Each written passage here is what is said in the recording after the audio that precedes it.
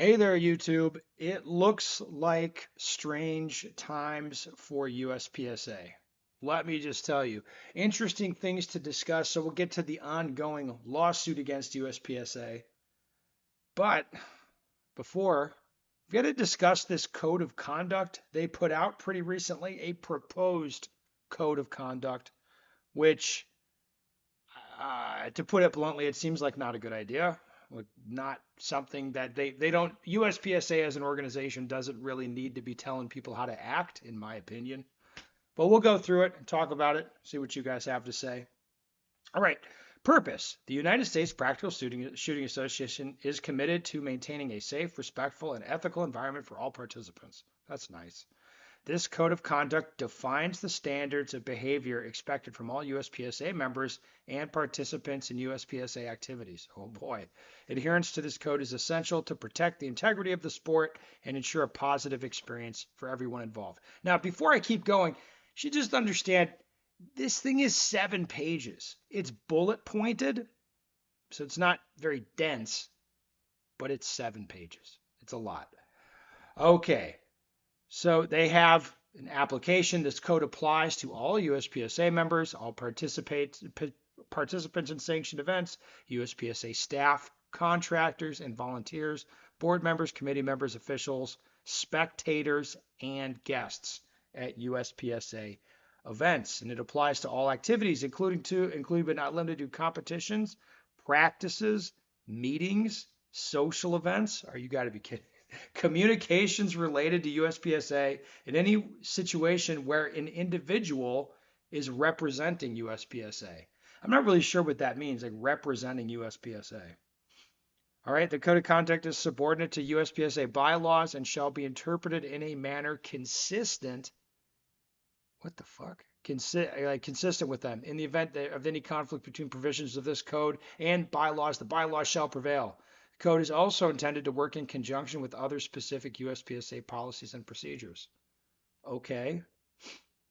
Okay. Let's get into the good stuff. Core values. USPSA members and participants are expected to embody the following core values: safety, integrity, respect, fairness, and responsibility. They have little things next to that explaining each one, which I'm not going to read. Okay, it's very strange. There's so much in it, but it's also much fluff. All USPSA members and participants shall adhere to all safety rules and protocols established by USPSA and host venues like blah blah blah. Keep going.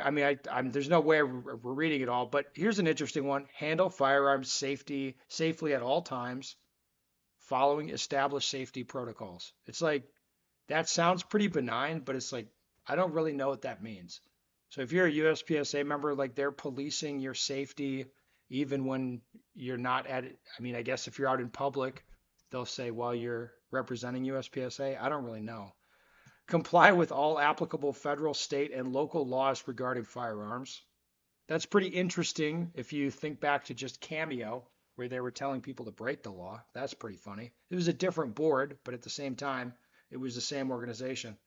Never participate while impaired by alcohol, drugs, any substance, or medical condition that could affect safe participation.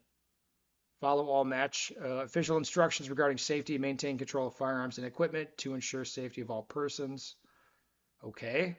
And the sportsmanship and fair play part, USPSA members and participants shall compete honestly and ethically. Okay. Respect decisions of match officials. Follow established procedures for appeals and challenges. Refrain from any conduct that gives unfair advantage. Win with humility and accept defeat with dignity. When interacting with fellow competitors, be respectful, helpful, and kind. Maintain self-control at all times during competition at USPSA events. Oh my God. They have another section on respect and inclusion. They have another section on organizational integrity.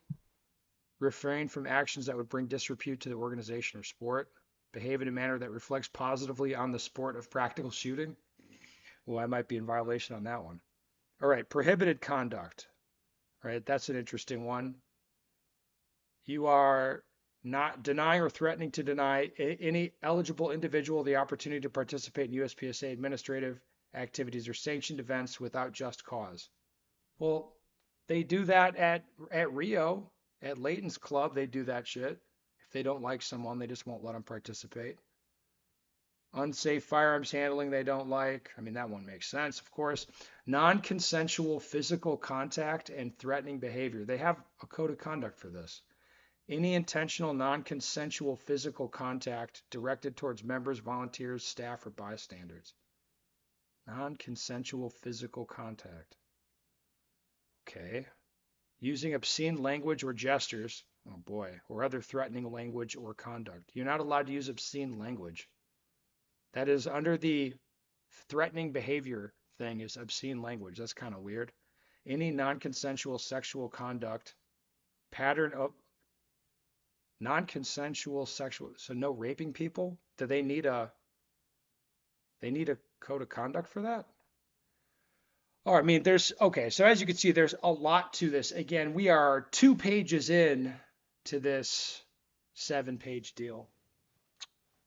It's bizarre that USPSA is having a code of conduct. I don't know what problem this is trying to solve. More to the point, it's like USPSA as an organization, they don't have any moral authority at this point. Like you have to kind of appreciate how demented it is, like crazy it is.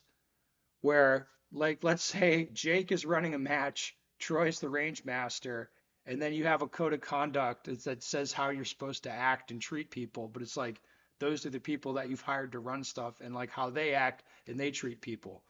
Like you have one guy maybe like swiping stuff off the prize table and pawning it, and then the other guy like verbally abusing people whenever he feels like it, and it'll be like, oh, well, that's fine. Yeah, it's absolutely bizarre for USPSA to do a code of conduct. They shouldn't be messing with that stuff, obviously. I think it just makes them look stupid. But we'll see what your comments are. It's a lot. There's a lot to go through it. You USPSA members can go through it and talk about it. It just seems kind of nuts. All right. Let's talk about the ongoing lawsuit. That's John Burt versus USPSA. We're kind of getting different stories on this, where the USPSA camp, kind of what I'm hearing is, hey, this isn't going to go anywhere. It's kind of toothless. It's not real. Okay. And then John Burt, former Area 2 director, has been sending out emails like with little updates, motions he's filing, that kind of stuff. I mean, it's not clear what all is going to happen with this, but he's putting in a pretty good amount of effort. Um, yeah, I mean, no matter what you think of John or the lawsuit, is like he's putting in work, and it's like, well, he's filing stuff. I don't know where all this is going to go or where it's headed. Uh, what? It's a good way to put this. It's become clear that it's like kind of a weird situation with USPSA where there it just seems split. It's just like I don't know really what John's trying to accomplish, but it's like from the other side, it's like I don't know how it got to this point anyway. Like it doesn't really make sense to me how it got so heated and contentious. We haven't really heard too much about that directly from the board. I would like to. It's just it again, it's like it's kind of like how the hell did it get to where there's a lawsuit and they've removed John from the Area 2 seat, but at the same time there's a referendum going on. They're like, "Hey, we want you to vote in this referendum." But you're like, well, I thought they already removed the guy. Like how it doesn't make any sense. Like it's gotten weird at USPSA to the point that it's not clear what's going on or what they're really thinking. All right. John sent out a little update. Contrary to the narrative that I seek to burn the organization down, I propose the following immediate resolution of the lawsuit, recall vote, and special elections. I'm even willing to release all claims, and no monetary compensation is sought. Okay, that sounds cool.